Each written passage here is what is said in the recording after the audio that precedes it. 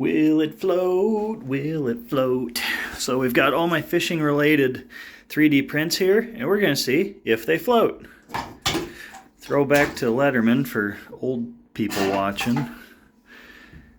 Yeah, those float. Oh, that one's on the bottom. Moving into deeper water. Yep. Floats, floats, floats. Tackle box floats.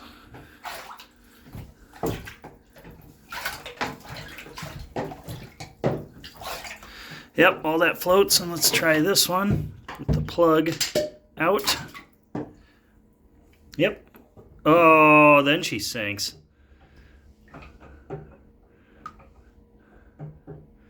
Yeah, you gotta have the plug in if you want that one to float. But otherwise, they all float. Now what you could do is modify this design in Tinkercad to have a closed end cap. You wouldn't be able to put the tip in it, but then it'd be guaranteed to float, like this one, which has a closed end cap. So this is like